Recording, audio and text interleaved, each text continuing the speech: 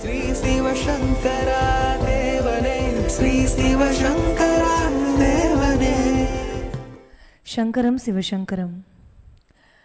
என்னை நம்பியவனை விட என்னை நம்பியவனின் அடியவனை உய்விப்பேன் என்பதுதான் பத்ரகிரியார் வரலாறு மூலம் ஈசன் நமக்கு சொன்ன தத்துவம். என்னை கைவிடினும் என்னை நம்பினோரை கைவிடேல் என்று பாம்பன் சுவாமிகள் சொல்லிய நிலையில் தாங்களும் தங்கள் அடியவர்களை உய்விப்பதற்காகத்தான் விண்ணுலகிலிருந்து பூமிக்கு இறங்கி வந்திருக்கிறீர்கள். ஆனால் நமது மகான்களில் பலர் அவர்கள் இறைவனோடு இரண்டர கலக்க வேண்டும் என்றுதான் இறைவனிடம் வேண்டினார்களே தவிர குறிப்பாக தங்களது அடியவர்களுக்காகவோ அல்லது உண்மையான சீடர்களுக்காகவோ அவர்கள் வேண்டியதாக தெரியவில்லை. பற்றற்ற நிலையில் வாழ்ந்த அவர்களது இந்த செய்கையை பற்றி தெரியுமாறு கேட்டுக்கொள்கிறோம். Management concept, there is a thing called portfolio management. இப்போ உலகத்தில் மகான்கள் நிறைய பேர் இருக்காங்க. எந்தரோ மகானுபாவலும் அந்தரிக்கினா வந்தனம் தான் தியாகபிரமம். நிறைய மகான்கள் இருக்காங்க. இப்போ பரமாச்சாரியார் இருக்காருன்னா அவர் அழகாக சொல்லிட்டார், எனது காரியம் அப்படின்னு சாப்டர் தெய்வத்தின் குரலை எழுதியிருக்காரு.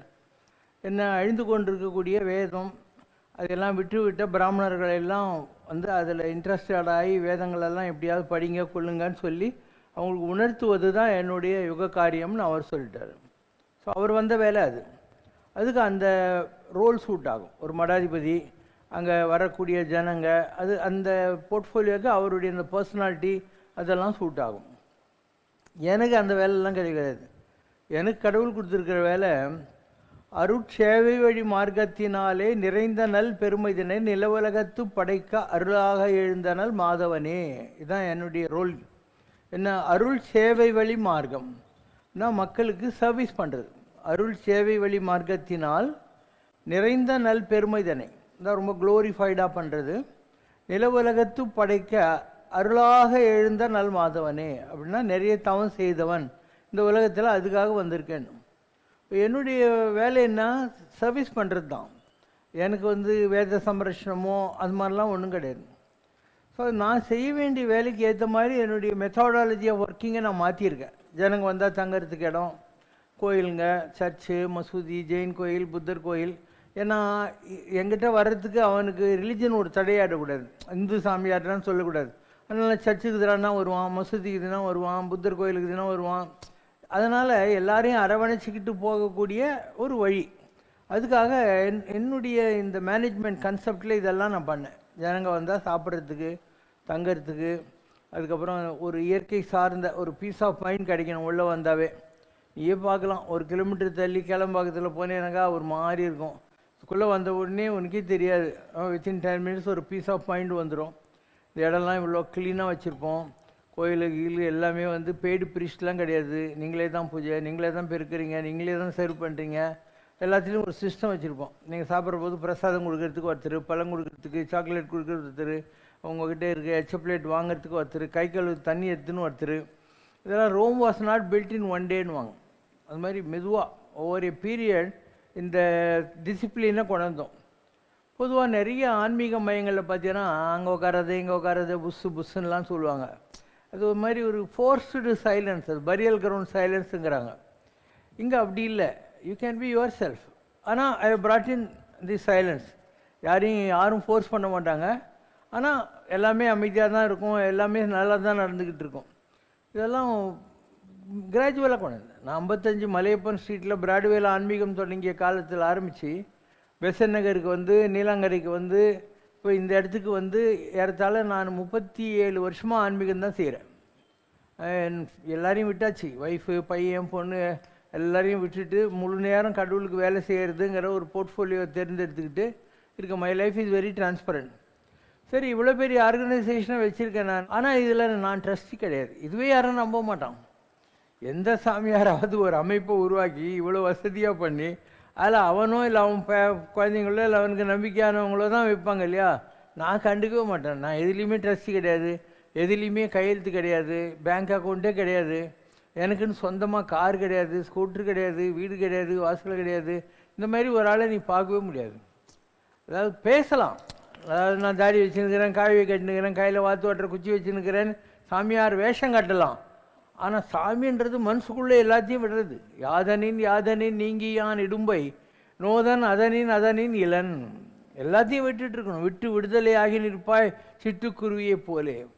பற்றுக பற்றற்றான் பற்றினேன்றான். கடவுளில் மாத்திரம் பிடிச்சிக்கின்னு மற்ற பற்றெல்லாம் விடணும். மற்றும் பற்றியின்றி நின் பாதமே பாவித்தேன் சுந்தரர். எல்லாத்தையும் விட்டு கடவுளே உன் பாதத்தை மாத்திரம் பிடிச்சிட்டு நான். பெற்றத்தால் பிறந்தேன். ஏதோ எங்கள் அம்மா அப்பா பெற்று போட்டாங்க, நான் பிறந்து தொலைஞ்சிட்டேன். இனி பிறவோ வரமே இதுவேன். இந்த மாதிரி நான் இருக்கிறதுனால இனிமேல் எனக்கு பிறப்பு கிடையாது அப்படின்னு அர்த்தம். ஸோ சிவசங்கர் பாபாவினுடைய ஒவ்வொரு அப்ரோச்சுமே டிஃப்ரெண்ட்டாக இருக்கும். ஆனால் லாங் பேக் நான் என்னை பற்றியே ஒரு கொட்டேஷன் ஃபார்ம் பண்ணேன். ஐ ஆம் எ மேட்மேன். என்னை பற்றி நானே ஃபார்ம் பண்ண கொட்டேஷன் இது. I am a madman, a different type of madman, because there is always a methodology in my madness அப்படின்னு. நான் எது செஞ்சாலையும் அதில் ஒரு சிஸ்டம் இருக்கும். மெத்தடாலஜி இன் மை மேட்னஸ்ங்கிற வழியை கண்டுபிடிச்சேன். அப்போ நான் கேஷுவலாக ட்ரெஸ் பண்ணுறேன், ஜனங்க எல்லாருக்கிட்டையும் ஒரே மாதிரி பேசுகிறேன், பழகிறேன். இது ஹை லெவல். எத்துணையும் பேதம் வராதுன்னு என்கிட்ட வர ஒவ்வொருத்தரையும் கம்ஃபர்டபுளாக பார்த்துக்கிறது என்னுடைய வேலை. So I am making you all sit comfortably, ear comfortably, treat everyone. எத்துணையும் பேதம் வராது, எவ்வுயிரும் தம்முயிர் போல் எண்ணி ஒத்த உரிமை உடையவராய் ஓக்கன்றார் யாவர். அதுதானே நானும் பண்ணிக்கிட்டே இருக்கேன். அப்போ உலகத்தார் போல் உண்டு, ஜனங்களை மாதிரியே சாப்பிட்ணும், உடுத்தி அவங்கள மாதிரியே ட்ரெஸ் பண்ணணும். உலகத்தார் போல் உண்டு உடுத்தி பூண்டு என்ன பண்ணோம்? தொண்டர் விளையாட்டில் சுகம் காணும் ஆனந்தம். அவங்களுக்கு நாம் தொண்டு செய்யணும். தொண்டர் விளையாட்டில் சுகம் காணும் ஆனந்தம். அதனால் சிவசங்கர் பாபா உங்களால் புரிஞ்சிக்கவே முடியாது. நீ ஒரு ஆன்மீகம் பண்ணோடனே ஒரு செட் நோஷன்ஸ் வச்சுருக்க. ஒரு சாமியார்னா இப்படி இருக்கணும், இந்த ட்ரெஸ் கோடில் இருப்பார், இப்படிலாம் ஏதோ ரூல்ஸ் எல்லாம் நீங்கள் வச்சுருப்பீங்க. நான் எதுலேயுமே மாட்ட மாட்டேன். இன்னும் சொல்லப்போனால் இப்போ நீங்கள்லாம் இருக்கீங்க, உங்களுக்கெல்லாம் ஒரு கடவுள்ன்றது என்ன? ஒரு காகிதம், ஒரு கல், இல்லை ஒரு பொம்மை, இதெல்லாம் தான் உங்கள் மைண்டில் இருக்கிற கடவுள் ஃபார்ம்ன்றது. நான் தான் இத்தனை கோயிலையும் கட்டியிருக்கேன். அங்கே 18க்கு துர்கை கட்டியிருக்கேன், இங்கே பெருமாளை கட்டியிருக்கேன், இவ்வளோ கோயில் கட்டியிருக்கோம். எல்லா சாமிக்கும் இங்கே இருக்குது, மற்ற மதத்துக்கும் இருக்குது. ஆனால் நான் எதையுமே கும்பிட்றது இல்லை. நம்புறேன்.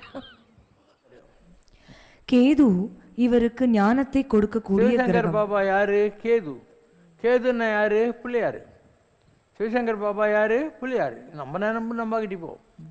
என்னை பற்றி சகாதேவ நாடின்னு ஒன்று இருக்குது குடியாத்தத்தில். அது வந்தது. சிவசக்தி ஆண்டு மாலவன் பொருந்திட்ட முதன்மை அவதாரம் நீயே ஆகி அவனிதனில் அவதரித்தாய். சிவன், சக்தி, பெருமாள் மூணும் சேர்ந்தா அதுதான் பிள்ளையார். அதனால தான் சுக்லாம் பரதரம் விஷ்ணும், நான் விஷ்ணுவே அப்படின்னு அர்த்தம். ஸோ பிள்ளையார்கிட்ட எல்லாமே இருக்குது. எல்லா கடவுளுடைய பவரும் ஒரே இடத்துல இருக்குது. விக்ன விநாயகன். நீ மற்ற கடவுளெலாம் கும்பிடணுன்னா விநாயகனுக்கு பூஜை பண்ணோம். விநாயகர் கும்பிட்றதுக்கு எந்த கடவுளையும் நீ கும்பிடவே தேவையில்லை இல்லையா? அந்த மாதிரி ஒரு பைவட்டல் ரோலில் எல்லா தேவர்களும் அவரை முழு கடவுளாகவும் முதல் கடவுளாகவும், அதனால தான் அவர் முழு முதல் கடவுள். நாயகன்னா, நாயகன்னா தலைவன், வீன்னா அதுக்கு மேலே யாரும் இல்லைன்னு அர்த்தம். நாயகன். ஸோ சிவசங்கர் பாபா அந்த போஸ்ட்டை பிடிச்சிருக்காரு. அவருடைய தவத்தினால் அந்த நிலையை அடைஞ்சிட்டார். விநாயகனுங்கிற போஸ்ட்டை உக்காண்டிருக்காரு. அதனால் எனக்கு எதுவுமே தேவைப்படுறதில்லை. சகாதேவ நாட்டில் என்னை பற்றி வரும், அதை எடுத்து முதல்ல படி. விளங்கிடவே வேண்டு பலனுற அந்நாள் பிறவி எண்ணோடு அர்த்தம் ஒட்டி நாழியாக நவின்று தாரகைச்சார் உத்ராடமொட்டி உரைத்திட அந்நாள் ஆதிநடை ஆதவனாகி ஆய்வுறும் கால் அன்னை கர்ப்பம் கண்டிட சிவசக்தி ஆண்டு மால் பொருந்திட்ட முதன்மை அவதாரமே. அப்போ தாயோடைய கர்ப்பத்திலேயே சிவசங்கர் பாபா எப்படி பிறந்தாரு? சிவசக்தி ஆண்டு மாலவன், சிவன் சக்தி பிளஸ் பெருமாள், ஆண்டு மாலவன் பொருந்திட்ட முதன்மை அவதாரமாகி அவனிதனில் அவதரித்தாய். பிறந்த போதே நான் அப்படி தான் பிறந்தேன். ஆனால் என்னுடைய ஜாதகத்தில் சில இதெல்லாம் வாசனைகள் எல்லாம் முடிக்க வேண்டியிருந்தது. அதனால் எனக்கு அந்த குறிப்பிட்ட ஏஜ் வர்ற போது அந்த ஒளிஞ்சு கொண்டிருந்த அந்த ஆற்றலை வெளிப்படுத்திக்கிற மாதிரி ஒரு பவர் கிடைச்சது. நாமக்கல் கிட்ட கேது விமோசனத்தையும் அருளையும் ஞானத்தையும் கொடுக்கக்கூடிய ஒரே கிரகம் இவர்தான். இந்த கேதுவே இவர்தான். ஒண்ணுமில்லாததிலிருந்து எல்லாத்தையும் வரவழைக்கிறது, எல்லாத்தையும் ஒண்ணுமில்லாததற்கு கொண்டு போகிறது. இதுதான் அவர். இது அவருக்கு புரியும். பூஜை புனஸ்காரங்கள், புது புது கருத்துக்கள் பேசுறது, இது மாதிரி விஷயங்களில் அதிகமாக ஈடுபடுவார். ஒரு சத்சங்கம் இந்த மாதிரி செய்வார். டூப்ளிகேட் எல்லாம் செய்ய மாட்டார். போலித்தனமா இருந்துகிட்டு அது அவருக்கு தெரியாது. இவர் ரொம்ப வெகுளி, ஒரு பெரிய யோகியா இருக்கிறார். ஆனால் சும்மா சாதாரணமாவே இருக்கிற மாதிரியான ஒரு மனநிலை. கேதுவோட முழு சக்தி அதுல இருக்கார். மனசு மட்டுமே இவரை ஆளுது. இவரை பத்தி நம்ம ஆராய்ச்சி பண்ணக்கூடாது. கடவுளை பத்தி எங்க ஆராய்ச்சி பண்றது? கடவுள்கிட்ட போனா நம்ம விஷயத்தை சொல்லிட்டு நம்ம பக்குவமா வந்துடணும். அவர் என்ன வேணா செய்யலாம். ஆனால் பகவானுடைய அமைப்புக்குள்ளேயே இவர்தான் போறார். இது வரைக்கும் புரியுதா? இதுதான் என்னுடைய சிஸ்டம். அதாவது எனக்கு எந்த ஒரு இதுவும் தேவைப்படுறதில்ல. அந்த எனர்ஜிக்குள்ளே நான் தான் போகிறேன். என்னுடைய மைண்டை அங்கே தான் கொண்டு போகிறேன். ஒன்று. ரெண்டாவது, இப்போ மற்ற மகான்கள் இருக்காங்க.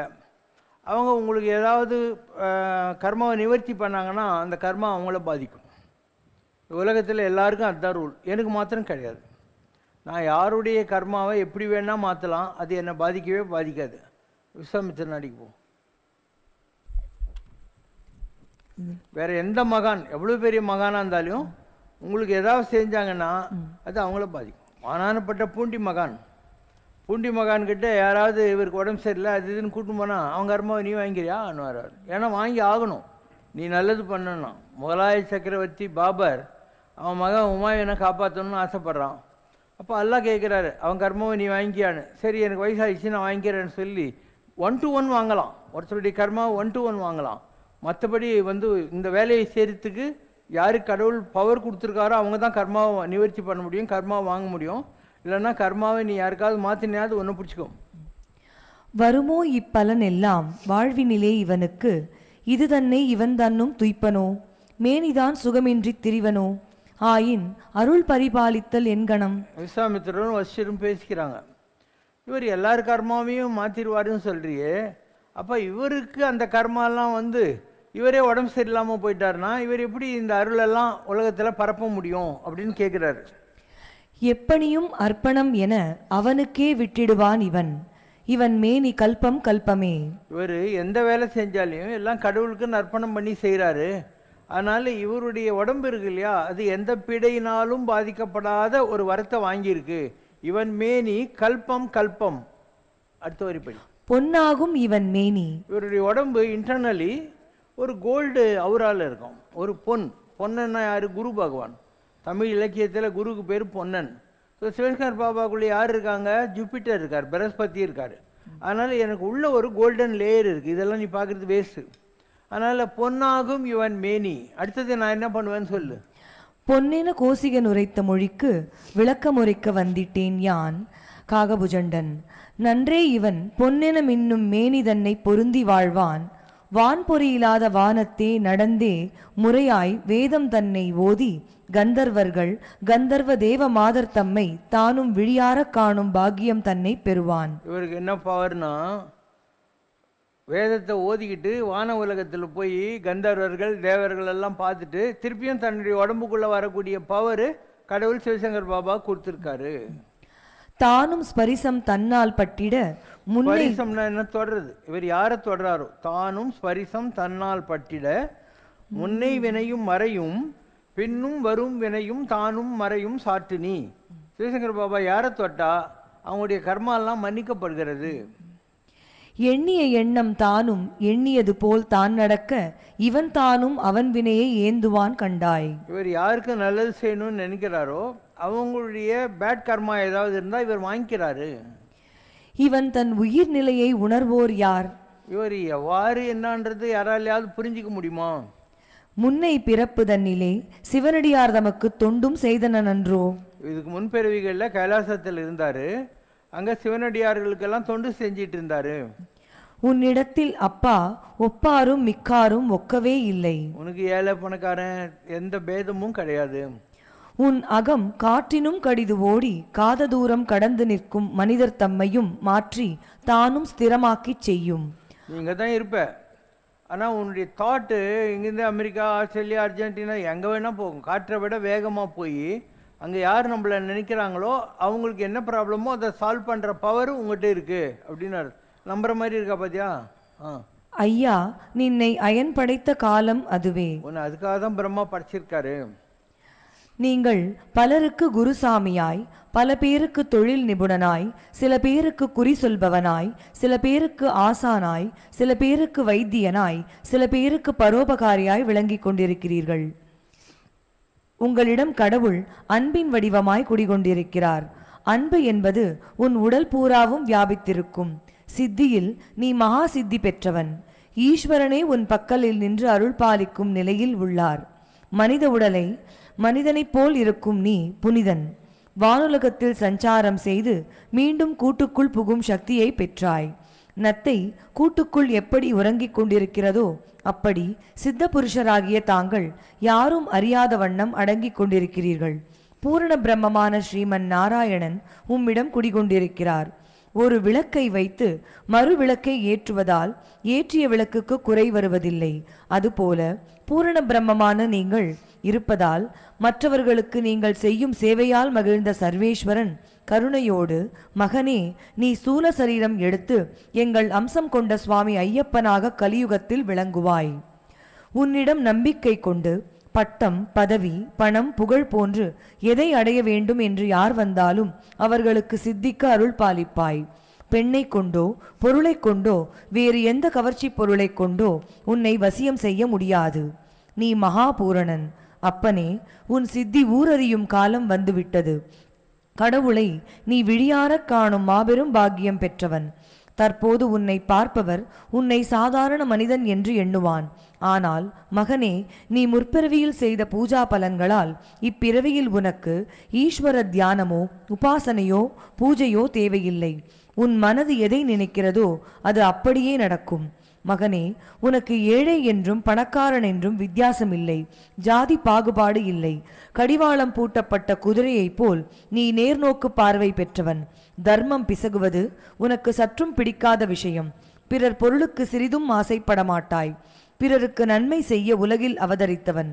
திரிகால ஞானியான உனக்கு இப்பூ உலகில் உள்ள எந்த பதவியும் உன் தகுதிக்கு ஏற்றது அல்ல. இந்த பூமியில் உள்ள எந்த பதவியும் சிவசங்கர் பாபாவுடைய தவத்திற்கு இணையானது அல்ல. அவங்க சொல்கிறாங்க, நானும் சொல்கிறேன். அவ்வளோ ஹைட் பிடிச்சிருக்கேன் நான். ஆனால் எதுவும் அப்படி ஜாலியாக உட்காந்துன்னு இருப்பேன். நீ மனித உள்ளங்களை அறியும் பாக்கியம் பெற்றவன். மனித வினைகளை களையவும் அவர்களுக்கு நற்கதி தந்திடவுமே இக்கலியுகத்தில் உன்னை சர்வேஸ்வரன் அனுப்பியிருக்கிறான். ஞான சக்தி உன்னிடம் குடியிருக்கிறாள். ஆசிரமம் போல் வேஷமோ சந்நியாச கோலமோ உனக்கு தேவையில்லை. அப்போ ஆசிரமம் போல் வேஷம்னா என்ன? கையில் குச்சி, தலையில் மொட்டை பட்டை, ருத்ராட்சம் எல்லாம் போட்டுட்டு இருக்குது வேஷம். அதெல்லாம் உனக்கு தேவையே இல்லை.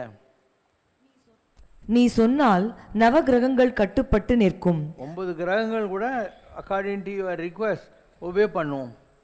நின் ஸ்பரிசம் பட்டால் வியாதி தோஷம் விலகி ஓடும்.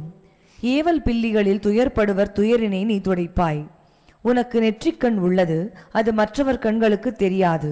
உனக்கு கற்பிக்கக்கூடிய வித்தைகள் அனைத்தும் வானுலகத்து தேவர்களிடமிருந்து நேரடியாக வருமே தவிர ஆச்சாரிய பீடத்தில் இருந்து ஒரு மனிதன் உனக்கு சொல்லித்தர மாட்டான். நம்புற மாதிரி இருக்கா? இந்த உலகத்தில் சிவசங்கர் பாபாவுக்கு குருவாக இருக்கிறதுக்கு யாருமே இல்லைன்னு அர்த்தம். இந்த உலகத்தில் யாரும் ஆச்சாரிய பீடத்தில் இல்லை. உனக்கு எல்லாமே மேலே இருந்து டைரெக்டாக தான் வருது. உன்னை குரு என மக்கள் கூறுவார். நீ குருவல்ல, இறை இறை இறை. அப்போ உனக்கு குரு குருன்னு நினைப்பாங்க ஜனங்க. நீ குருவெல்லாம் கிடையாது. நீ தான் கடவுள், நீ தான் கடவுள், நீ தான் கடவுள். அப்போ சிவசங்கர் பாபாவினுடைய போர்ட்ஃபோலியோ இல்லை the way I work, the way I create my own resources, the way I operate, இதெல்லாம் இது வரைக்கும் யாரும் பண்ணதே கிடையாது. இது வரைக்கும் உலக வரலாற்றில் எல்லா ஃபார்ம்ஸ் ஆஃப் கடவுளையும் இந்த கேமராவில் காட்டின ஒரு ஆளை பார்த்துருக்கியா? நான் காட்டியிருக்கேன் பாரு. இதெல்லாம் எங்கிட்ட இந்த இடத்துல ப்ளூ லைட் இருக்குது. அதை அடித்தானாக்கா அந்த கேமராவில் நான் எந்த கடவுளை காட்டுன்னு நினைக்கிறோமோ அது வரும். இதெல்லாம் அப்படி காட்டுறது தான். அதே மாதிரி இந்த பக்கம் பாரு, என்னுடைய முற்பிறவியெல்லாம் போட்டிருப்பேன், அந்த பக்கம் போட்டிருப்பேன். ஸோ சிவசங்கர் பாபா முழுதுமாக தன்னை பற்றி எல்லாம் தெரிந்து வைத்து கொண்டு தன்னுடைய செயலை வடிவமைத்து கொண்டிருக்கிறார். அதனால் நீ என்னை புரிஞ்சுக்கிறது ரொம்ப கஷ்டம். So the easiest way for you is, என்ன ஆராய்ச்சி பண்ணாமல் என்னை நம்பு, நான் எல்லாம் பண்ணுவேன். எதுக்களாலும் எடுத்த மொழியாலும் சோதிக்க வேண்டா, மிக்கு பரந்துள்ளன் ஜோதியான் புகின் அழகில்லை கிழக்க வேண்டாம். சும்மா கேள்வி பார்த்து என்ன ரிசர்ச் எல்லாம் பண்ணாத. ஸோ ரொம்ப மிக உயர்ந்த நிலைகளை சிவசங்கர் பாபா அடைஞ்சிட்டாரு. நான் இந்த உலகத்துக்கு வந்து 7000 வருஷம் ஆகுது. என்னுடைய ஸ்பிரிட் இந்த உலகத்துக்கு வந்து 7000 வருஷம் ஆச்சு. நான் பேக்கப் பண்ணுறேன், இனிமேல் உலகத்துக்கு வரமாட்டேன், நான் பேக்கிங் ஆஃப். ஸோ இன்னொரு 12 இயர்ஸ் எக்ஸ்டென்ஷன் வாங்கியிருக்கேன். இல்லைன்னா எனக்கு இப்போ 76 வயசு ஆகுது, 76 இயர்க்குள்ளே நான் போக வேண்டியது. So God has extended it by another 12 years, 88 வரைக்கும் மினிமம் இருப்பேன் நான். அண்ட் உங்களுக்கு புரியறது கஷ்டம். சிவசங்கர் பாபா நீ நினைக்கிற மாதிரி ஒரு சாமியார், ஒரு யோகி அந்த மாதிரிலாம் இல்லை. இட்ஸ் எ இன்கார்டினேஷன், அவன் அவதார புருஷன். அது நான் தானாக ஜனங்களுக்கு தெரிகிற போது அவங்க சந்தோஷப்படுவாங்க. இப்போ இந்த குழந்தைங்கள்லாம் இருக்காங்க, இவங்களுக்கு என்ன சாமி கோயில் பூதம்லாம் தெரியுமா? பாபா நல்லவர், அதனால் ஓடி ஆடி வேலை செய்கிறாங்க. So the time comes they will be too happy. Baba வந்து எனக்கு ரொம்ப ஃப்ரெண்டு, அவர் இவ்வளோ பெரிய ஆளுன்னு எனக்கு இப்போ தான் தெரியும்ன்ட்டு. ஏன்னா பட் தே பிலீவ். ஆதாரங்களே தேவையில்லை, தே ஆர் பிலீவிங், அது போகிறோம்.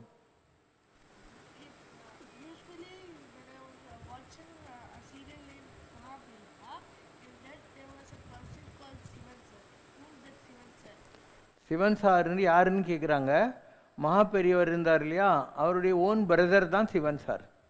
அவருடைய ஓன் பிரதர், பார்க்குறதுக்கு அவரை மாதிரியே தான் இருப்பார். கொஞ்ச நாள் இந்த நல்லி சின்னசாமி செட்டியார் வீட்டில் தங்கியிருந்தார். அவர் ஸ்ட்ரேவா திடீர்னு கிரேக்க நாட்டை பற்றி பேசுவார், திடீர்னு ரோம் பற்றி பேசுவார், வெள்ளைக்காரனை பற்றி பேசுவார். அதெல்லாம் தொகுத்து ஒரு புக்கு எழுதியிருக்காங்க. சிவன் சாருங்கிறது பரமாச்சாரியுடைய ஓன் பிரதர், அண்ணன். வாரியார் கூட ஒரு அண்ணன் இருந்தார், வாரியார் சாமி இருந்தார் இல்லையா, அவருடைய அண்ணன் ஒருத்தர் இருந்தார். அவர் விசாகப்பட்டினத்தில் இருந்தார். அவரை பற்றி யாருக்கும் தெரியாது. ஸோ அவரும் பெரிய நிலையை அடைஞ்சவர் தான். புண்ணிய நதிகள், புனித தீர்த்தங்கள் இவற்றில் முதலில் நாம் காலை வைத்துவிடக் கூடாது என்றும், அந்த புண்ணிய தீர்த்தத்தை முதலில் நமது தலையில் எடுத்து தெளித்த பின்னரே அதில் நீராட வேண்டும் என்று வலியுறுத்தப்படுகிறதே, அதன் காரணம் என்ன? ஜனங்களை மாதிரி பாவிங்க உலகத்திலே கிடையாது. ஆர்த்த பிறவி துயர்கட ஆர்த்தாடும் தீர்த்தங்கள் நீயே ஆனாய் அப்படின்னு வருது. இந்த இருட்டான பிறவியிலிருந்து தப்பிக்கிறதுக்கு நாங்கள்லாம் போய் பண்ணுறமே ஸ்நானம், அந்த தீர்த்தங்களெல்லாம் நீ தான் பகவானேன்னு அர்த்தம். அதனால் பெருமாளுக்கு என்ன பேர்? தீர்த்த நாராயணன் அப்படின்னு பேர். எல்லா தீர்த்தத்துக்கும் அவர் தான். ஆனால் இந்த ஜனங்கள்லாம் என்ன பண்ணுறாங்க, ஒரு காலத்தில் இந்த ஆன்மீக தேடுதல் இருந்தவங்க தான் ட்ராவல் பண்ணுவாங்க, மற்றவங்கலாம் எங்கேயும் ட்ராவல்லாம் பண்ணதில்லை. அந்த காலத்தில் ஸ்கூட்டரும் இல்லை, காரும் இல்லை, பஸ்ஸும் இல்லை, லாரியும் இல்லை, ஒன்றும் கிடையாது. நடந்தான் போகணும். கொஞ்சம் வசதி தான் மாட்டு வண்டி கட்டின்னு போவாங்க. பாதி தூரம் போனால் காசி யாத்திரையில் மாடு சேர்த்து போடுவாங்க, அங்கே இதெல்லாம் இன்னொரு மாடு வாங்கி புட்டின்னு போயிட்டு வருவாங்க. இப்படி தான் யாத்திரைலாம் இருந்தது. சத்திரங்களில் தான் சாப்பிடுவாங்க. இந்த மாதிரி ஹோட்டலு கேன்டீன் எல்லாம் கிடையவே கிடையாது. ஸோ அந்த மாதிரி பல இடங்களில் சத்திரங்கள் இருந்தது. அதனால் நீங்கள் நம்ம ராமேஸ்வரம் எல்லாம் போகிற வழியில் அக்கச்சி மடம்னு ஒன்று இருக்குது, தங்கச்சி மடம்னு ஒன்று இருக்குது. ஸோ 2 சிஸ்டர்ஸு அவங்க கட்டி விட்ட மடம். நாகப்பட்டினம் போகிற இடத்துல காத்தான் சத்திரம்னு ஒன்று இருக்குது. அங்கே நான் யார் போனாலையும் அவங்களுக்கு சமைச்சு போட்டுன்னு இருப்பாங்க. நீங்கள் மடின்னா உங்களுக்கு ப்ரொவிஷன் கொடுப்பாங்க, நீங்களே சமைச்சு சாப்பிட்டுக்கலாம். இப்படிலாம் இருந்தது. ஸோ காலமேக புலவர் ஒரு தடவை அங்கே போகிறார், நாகப்பட்டினம் காத்தான் சத்திரத்துக்கு. ஒரு சாயந்தரம் போய் சேர்றாரு. அவன் வந்து லேட் பண்ணினேங்கிறான். அப்போ ஒரு கோவம் வருது. கறி கட்டி எடுத்து அந்த செவத்தில் எழுதுறார், கத்து கடல் சூழ் நாகை காத்தாந்தன் சத்திரத்தில். கடலால் சூழப்பட்ட நாகப்பட்டினத்தில் இருக்கக்கூடிய காத்தான் சத்திரத்தில், கத்து கடல் சூழ் காத்தாந்தன் சத்திரத்தில் அத்தமிக்கும் போதில் அரிசி வரும். சூரியன் அஸ்தமனம் ஆறபோது தான் அரிசியை வாங்குவான். குத்தி உலையிலிட ஊரடங்கும். அவன் குத்தி உலையில் போகிறதுக்குள்ளே ஊரில் இருக்கிறவங்களாம் கொட்டை விட்டு தூங்க ஆரம்பிச்சிடுவான். ஓர் அகப்பை அன்னம் இலையில் விட வெள்ளி எழும். அகப்பையில் இருந்து அரிசி வெட்டுற போது சூரியனே உதயம் ஆகிடுவான்னு. வாட்ச்மேன் பயந்து போய், சாமி மன்னிச்சுக்கோங்க, நீங்கள் புலவர்னு எனக்கு தெரியாது, இந்த மாதிரி பார்த்தாருன்னா எங்கள் முதலாளி வந்து என்னை வேலையை விட்டு எடுத்துருவாருன்னு. இவர் சொல்கிறார், நான் எழுதுன்னு தான், ஆனால் உங்கள் முதலாளி கேட்டால் நீ வேறு அர்த்தம் சொல்லுன்னு. என்ன சாமி வேறு அர்த்தன்றான்? கத்து கடல் சூழ் நாகை காத்தான் சத்திரத்தில் அஸ்தமிக்கும் போதில் அரிசி வரும். உலகமே அஸ்தமிக்கிற காலம் வந்தாலும் அரிசி இருந்துக்கினே இருக்கும். அஸ்தமிக்கும் போதிலும் அரிசி வரும். குத்தி உலையிலிட ஊரடங்கும். அதை குத்தி உலையில் போட்டால் ஊருக்கிறவங்கெல்லாம் சாப்பிட்லாம். ஓர் அகப்பை அன்னம் இலையில் விட வெள்ளி இயலும். அந்த பச்சை வாழை இலையில் அப்படி வந்து சாதம் பார்த்தா சூரிய உதயம் மாதிரி இருக்கும். உங்கள் முதலாளிக்கு இந்த மாதிரி பதில் சொன்னார். இப்படி எவ்வளவோ சத்திரங்களெல்லாம் இருந்தது ஒரு காலத்தில், இப்படியெல்லாம் இருந்தது. அதுக்கப்புறம் தான் இந்த ஹோட்டல் கிட்டலாம் வந்துடுச்சு. ஸோ ஒரு காலத்தில் ஜனங்க அதித்தி தேவோ பவ, விருந்தாளின்றது கடவுள்னு வச்சுருந்தாங்க. விருந்து புறத்ததா தான் உண்டல் சாவா மருந்தேன்னு வேண்டல் பாட்டு அன்று. ஒரு விருந்தாளி இருக்கிற போது அமிர்தம் கட்சா கூட அவனை விட்டுட்டு சாப்பிடக்கூடாதுன்னு இருந்தது. அந்த காலத்தில் எப்படின்னா, ஒரு ஊருக்குள்ளே யாராவது புது ஆள் வந்துட்டான்னா அந்த கிராமத்தில் இருக்கிற எல்லாரும் பக்கெட்டில் தண்ணி சொம்பு வச்சு நிற்பாங்களாம், எங்கள் வீட்டுக்கு சாப்பிடுவாங்க அப்படின்னு. ஒவ்வொரு விருந்தாளியும் அப்படி பார்த்துருந்தாங்களாம். அவர் எந்த வீட்டு முன்னால் போகிறாரோ அவங்க அவர் கால் கழுவி பாத பூஜை பண்ணி வீட்டுக்குள்ளே கொண்டாந்து உட்கார வச்சு உங்களுக்கு என்ன சாப்பாடு பிடிக்கும்னு கேட்பாங்களாம். நீங்கள் அதை பண்ணுங்க நான் பண்ணிடுறேன்னு சொல்லிட்டு ஒரு கோலம் போட்டு வாழை இலையை போட்டு அதில் அவரை உட்கார வச்சு அவர் சாப்பிட்றதுக்கு எல்லாம் பரிமாறி அவர் சாப்பிட்ற போது விசுவாங்களாம். அவர் சாப்பிட்டு முடித்த உடனே என்ன பண்ணுவாங்களாம், அதுலேருந்து கொஞ்சம் எடுத்து வாயில் போட்டுட்டு அந்த இலை இருக்கு இல்லையா, அதில் அங்கப்பிரஷ்னம் மாதிரி பண்ணிவிட்டு அந்த இலையை கொண்டு போயிட்டு கிணத்துல ஏரியில் அந்த மாதிரியில் என்ன பறவைகளுக்கு வைப்பாங்களாம். அதுக்கப்புறம் அவங்களுக்கு தட்சணை கொடுப்பாங்களாம். எங்கள் வீட்டில் வந்து நீங்கள் அதிதி போஜனம் பண்ணதுக்காக ரொம்ப தேங்க்ஸு அப்படின்னு சொல்லி கொடுப்பாங்களாம். இப்படிலாம் இருந்தது தான். இன்றைக்கி தப்பி தவறி யாராவது பசின்னு கேட்டால் கூட கொடுக்கறதுக்கு ஆளே கிடையாது. ஸோ இந்த நீர்நிலைகள்லாம் புனிதமாக தான் இருந்தது ஒரு காலத்தில். அந்த காலத்தில் நேரடியாக யாரும் குளிக்க மாட்டாங்க. அவங்க என்ன பண்ணுவாங்கன்னா கூடவே ஒரு பஞ்சு பாத்திரம் சொம்பெல்லாம் வச்சுருப்பாங்க. ஸோ அந்த தண்ணியை மொண்டுக்கிட்டு போய் எங்கேயாவது ஓரமாக டாய்லெட்லாம் போகணுன்னா போயிட்டு வந்து அதுக்கப்புறம் அந்த தண்ணி இருக்கு இல்லையா, அதை வெளியே உட்காந்துட்டு தலைமையிலெல்லாம் ஊற்றி திருநூறுலாம் எடுத்துக்கிட்டு அப்படியெல்லாம் ரொம்ப மடியாக இருந்தாங்க. நேரடியாக நதியில் குளிக்கிறது கூட தப்புன்னு நினச்ச ஒரு காலமெல்லாம் இருந்தது. பிற்காலத்தில் வந்த ஜனங்க என்ன பண்ண ஆரம்பிச்சிட்டானுங்க, சோம்பேறித்தனம். ஏன்னா இவன் எதையும் எடுத்துன்னு போனதில்லை, கையில் சொம்பு கும்பு இதெல்லாம் எடுத்துன்னு போக மாட்டானா. அதனால் எங்கே ஆறு ஓடுதோ அங்கே பக்கத்துலேயே உட்காந்துருவான். அதாவது அதை பொல்யூட் பண்ணுறதுக்கே பிறந்த மாதிரி இவன் அங்கேயே பக்கத்தில் உட்காந்து அப்படியே டைரெக்டாக கழுவான். இப்படி தான் ஆகிப்போச்சு. காஞ்சி மகாபெரியவர் எப்பயுமே வந்து இதில் குளிக்க மாட்டார், குழாயில். அவர் போகிற வழிகளில் இந்த பாழடைஞ்ச ரயில்வே ஷெட்லெல்லாம் தங்குவார். அவர் எங்கேயாவது இந்த கொட்டை கிட்டெல்லாம் இருக்கும் இல்லையா, அதிலெல்லாம் வந்து குளிப்பார். எல்லோரும் ரொம்ப மோசமாக இருக்குது இந்த தண்ணி, நாங்கள் போய் உங்களுக்கு நல்ல தண்ணி கொண்டு வரோன்னா வேண்டாம், தண்ணியை குறை சொல்லாத, நதியின் பிழை என்று நறும்புறலின்மை, இது விதியின் பிழை. ஜனங்க தானே நதியை பொல்யூட் பண்ணாங்க, அப்போ நதி அழுக்காச்சுன்னு சொன்னாக்கா நீ நதி எப்படி குறை சொல்லலாம் அப்படின்னு அழுக்கு தண்ணியில் குளிப்பார் அவர். அந்த அளவுக்கெல்லாம். அந்த மாதிரி ராமர் அயோத்தியிலிருந்து கிளம்பி வர்றார், கைகை போன்னு சொல்லிட்டா. அப்போது கங்கை தாய் இருக்கா இல்லையா, அவள் வந்து கும்பிடலாம். கும்பிடுறது சொல்லலாம், பாருளோர் பாதகம் எண்ணில் நீக்குவர். பாருளோர்னா பூமியில் இருக்கிறவங்க, அவங்க செஞ்ச பாதகம்னா தப்பு தண்டா எல்லாத்தையும் எங்கிட்ட குளிச்சுட்டு எல்லாத்தையும் விட்டு பொல்யூட் பண்ணிட்டு போடுறாங்க. என்ன நதிகள் பாழாக்கப்படுகின்றன, பாவங்களை நாங்கள் வாங்க வேண்டியிருக்கு. இப்போ நான் எங்கே போய் என் கர்மாவை கழிக்கிறதுன்னு யோசனை பண்ணிட்டு இருந்தேன். பாருளோர் பாதகம் எண்ணில் நீக்குவர், யானும் அந்த தெற்றுனா மலையாளம் தமிழ் ரெண்டுலேயும் மிஸ்டேக்குன்னு அர்த்தம். யானும் அந்த தெற்று உன்னில் நீக்கினன் உய்ந்தனன் என்றாள். அப்பா ராமா நீ குளிச்சியே, அதனால் எம்பாவும் போயிடுச்சுப்பா, ரொம்ப தேங்க்ஸ் அப்படின்னாலும். ஒரு நாள் புண்டரீகன் கதையில் வர்ற நிகழ்ச்சி இது.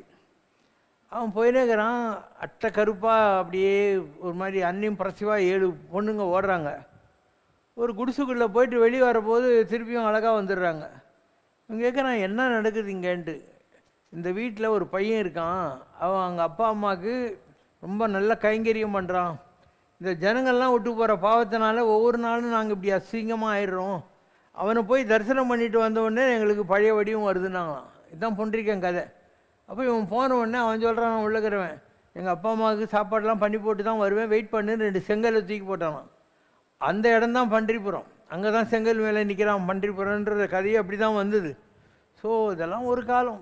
பெரியவங்களை மதிக்கிறது, அவங்களுக்கு சர்வீஸ் பண்ணுறது, விருந்தாளிகளை மதிக்கிறது, இந்த மாதிரி 1000 வேல்யூஸ் இருந்தது. எல்லாம் போச்சு. இப்போல்லாம் வந்து விருந்தாளின்னாவே என்ன பண்ணுவான், சாப்பிட்டுன்னு இருப்பான். யாரோ ஒரு விருந்தாளி வர்றான்னு கப்புன்னு பிளேட்டை தூக்கின்னு கிச்சனுக்குள்ளே போயிட்டு அவசரமாக சாப்பிட்டு ஒன்று தெரியாத மாதிரி வந்து உக்காந்துக்குவான். ஏன்னா அவனுக்கு ஏதாவது கொடுத்து தொலைக்கணுமே. இன்றைக்கி ஜனங்க குளிக்கிறதும் இல்லை, ஒன்றும் இல்லை. நிறைய பசங்க ஸ்கூலுக்கு 8 மணிக்கு கிளம்பணுன்னாக்கா 7:45 7:30 தான் எழும். எந்திரிச்ச உடனே என்ன பண்ணுவோம், போய் மூஞ்சி வரைக்கும் இப்படி சோப் போட்டுரும். இங்கெல்லாம் கறியாக இருக்கும் அதுக்கெல்லாம். அண்டு எதெல்லாம் சுத்தமாக வச்சுக்கணுமோ அதெல்லாம் அப்படியே பெட்டு மேலே போட்டு அப்படியே திருப்பி போட்டுன்னு போயின்னே இருக்கும். ஸோ எல்லாம் அனாச்சாரமாகி போச்சு, சுத்தன்றதே கிடையாது இன்றைக்கி.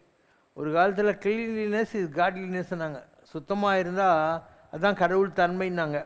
இன்றைக்கி சுத்தம் 100க்கு 90 பேர்கிட்ட கிடையாது, 10 பங்கு தான் ஏதோ இன்றைக்கும் கொஞ்சம் சுத்தப்பத்தெல்லாம் பார்க்குறாங்க. இல்லைன்னா ஜனங்களுக்கு அந்த சென்ஸ் எல்லாம் போய் ரொம்ப வருஷமாகி போச்சு. நிறைய ஊருங்களில் தண்ணியே கிடையாதாப்பா, நிறைய ஊரில் தண்ணி கிடையாது. அவங்க எங்கேயோ போய் கிணத்துல 8 சைடில் ராட்டினம் போட்டு தண்ணி கொண்டாந்து அதில் சமைச்சிக்கணும், அதெல்லாம் பண்ணணும். இன்னும் என் வீட்டில் இருக்கிறவங்கலாம் குளிச்சுன்னு இருந்தால் என்ன ஆகும்?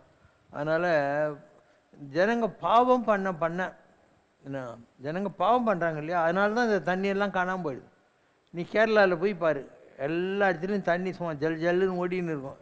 ஏன்னா அவங்கெல்லாம் காலையில் எந்திரிச்சு குளிச்சுட்டு ஒரு சந்தனம் போட்டு வச்சுக்கின்னு கையில் ஒரு டம்ளரில் எண்ணெய் எடுத்துன்னு போய் அந்த நம்பூதிரிக்கிட்ட வைப்பாங்க.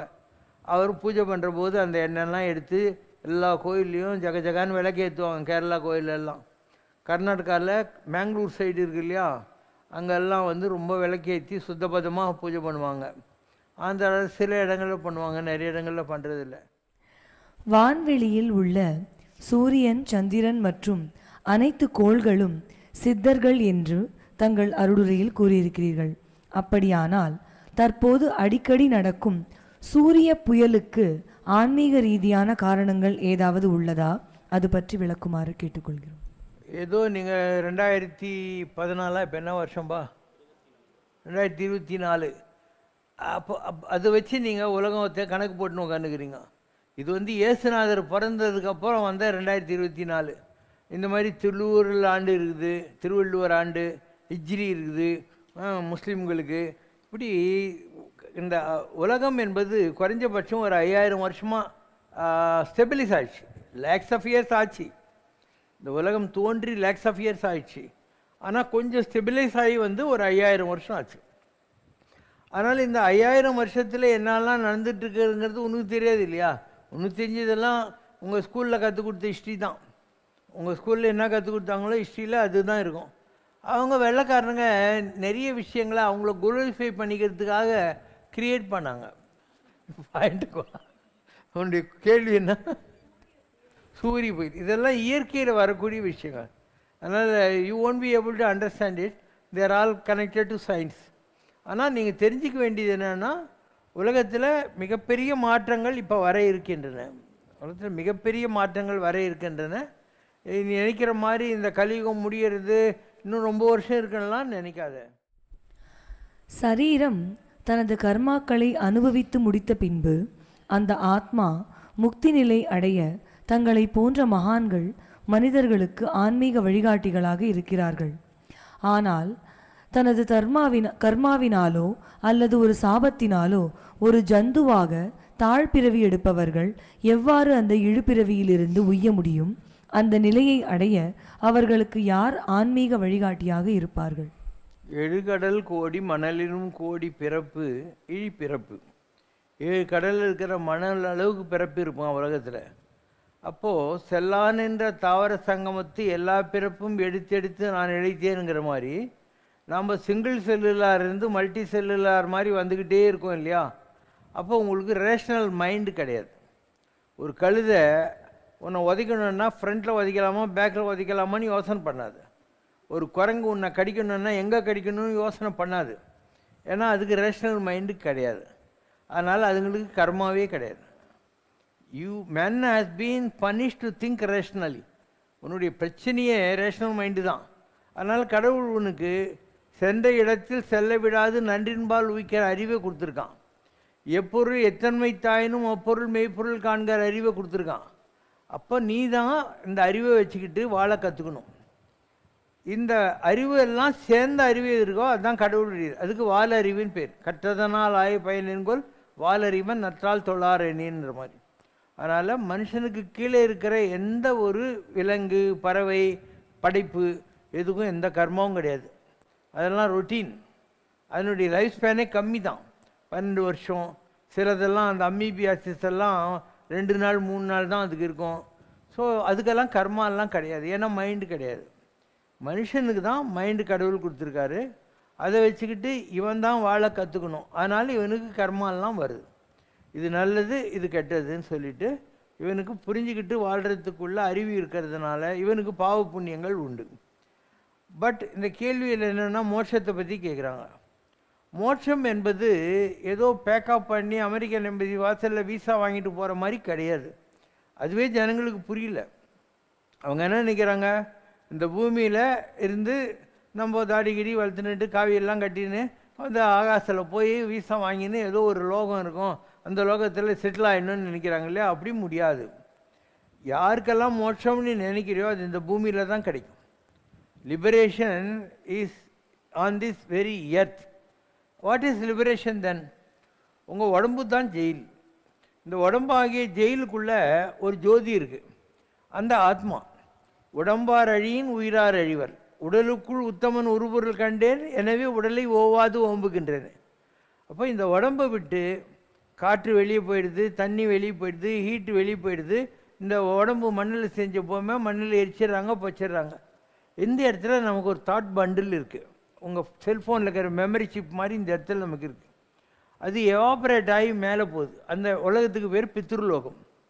அங்கே தான் உங்கள் பெரியவங்கெல்லாம் இருக்காங்க. அவங்களுடைய கர்மாவுக்கு ஏற்ற மாதிரி அங்கே கொஞ்ச நாள் கெஸ்டேஷன் பீரியடில் இருந்துட்டு திருப்பியும் கர்மாவை அனுபவிக்கிறதுக்காக பூமிக்கு வந்துன்னு இருப்பாங்க. அப்போ யாராக இருந்தாலையும் புனரபி ஜனனம் புனரபி மரணம் தான். ஸோ எண்ணங்கள் இருக்கிற வரையிலையும் நீ இதுதான் ப்ராசஸ். பூலோகம் பித்ருலோகம் போயிட்டு வந்துக்கினே இருப்ப. நீ தாயம் போட்டு ஏணி கடிச்சா ஏறுற, பாம்பு வாயில இறங்குற, திருப்பியும் தாயம் போடுற. இதுதான் வாழ்க்கை கூட. அதனால தான் பரமபதம் வச்சாங்க.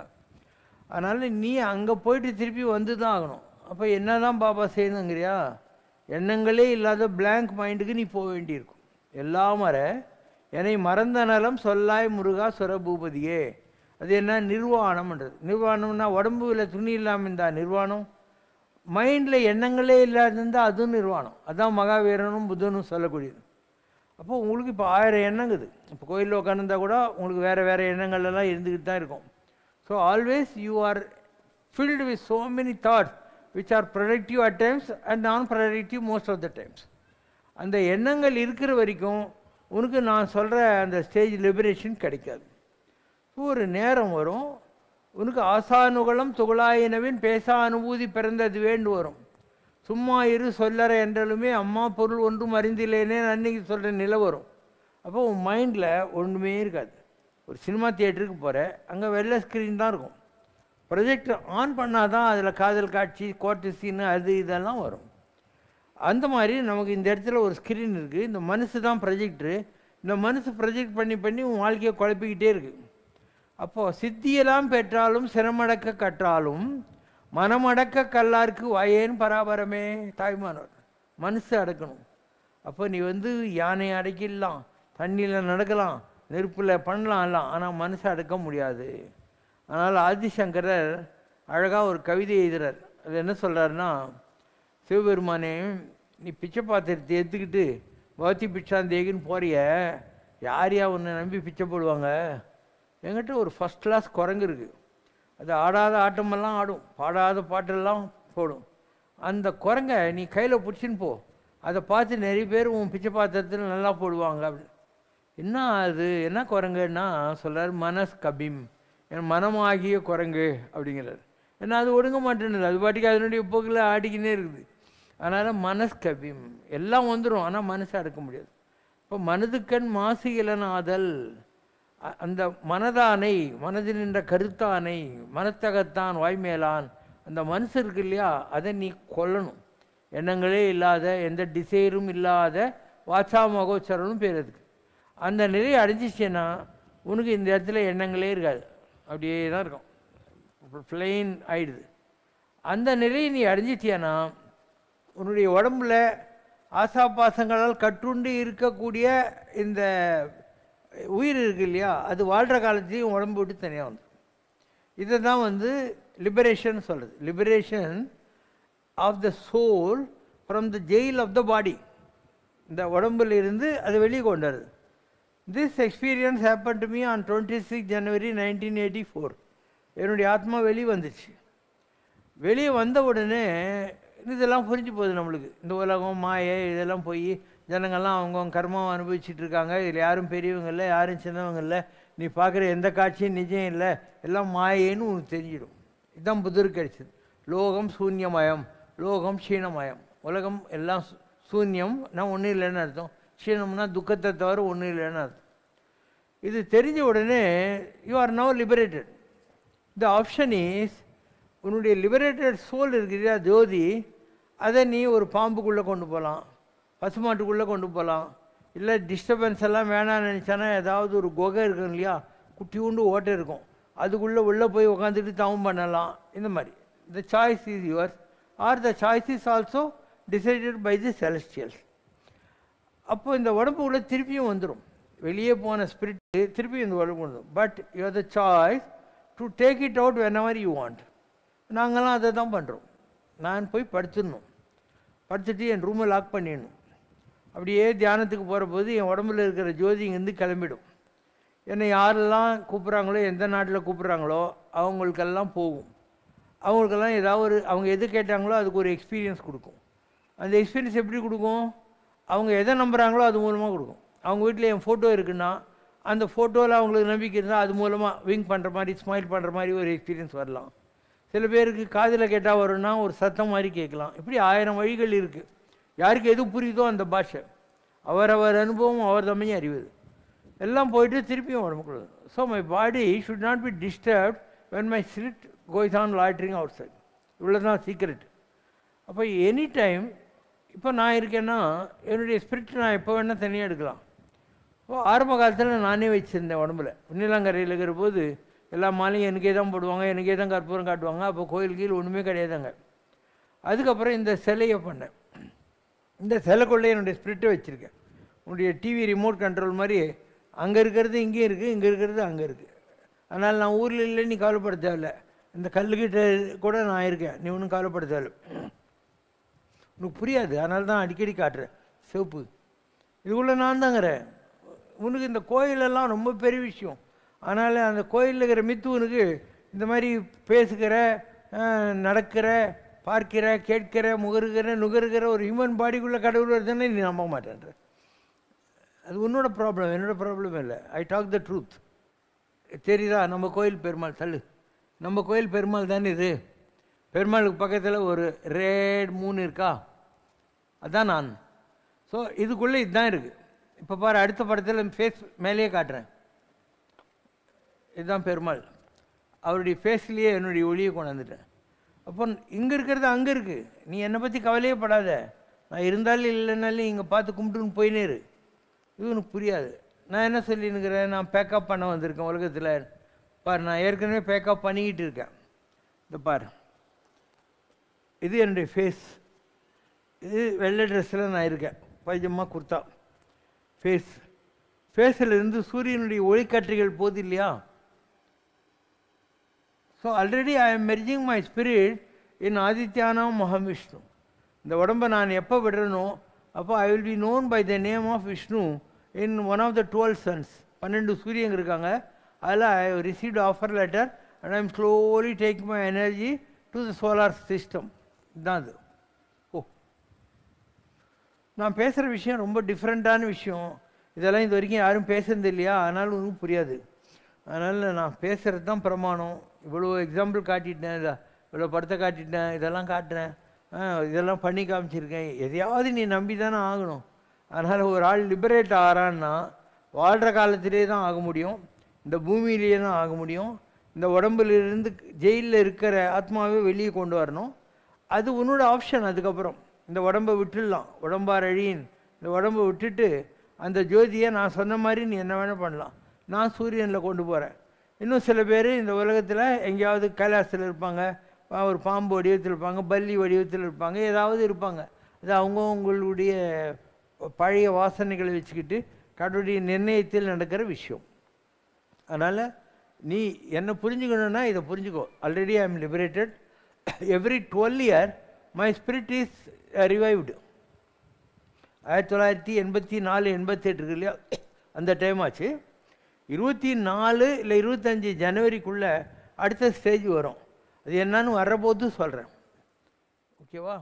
கந்தா முருகா வருவாயே, சாந்தி பெறவே அருள்வாயே, கனவல்ல வாழ்வென்று சொல்வாயே, கடைத்தேற ஒரு பாதை அருள்வாயே. கனவல்ல வாழ்வென்று சொல்வாயே, கடைத்தேற ஒரு பாதை அருள்வாயே. கந்தா முருகா வருவாயே, சாந்தி பெறவே அருள்வாயே. எந்தன் மனமுன்னை தேடுதே, உந்தன் எழிலை பாடுதே. எந்தன் மனமுன்னை தேடுதே, உந்தன் எழிலை பாடுதே. எனதாகி வந்தாள் உனதாகி வாழ்வேன், நீ சொன்னபடியே நானாகுவேன். எனதாகி வந்தாள் உனதாகி வாழ்வேன், நீ சொன்னபடியே நானாகுவேன். சரவண பவ சண்முகநாதா, கார்த்திகேய கார்த்திகேய குருபரா குஹா. சரவண பவ சண்முகநாதா, கார்த்திகேய கார்த்திகேய குருபரா குஹா. கந்தா முருகா முருகா முருகா. குறை ஒன்றுமில்லை மறைமூர்த்தி கண்ணா, குறை ஒன்றும் இல்லை கண்ணா, குறை ஒன்றுமில்லை கோவிந்தா.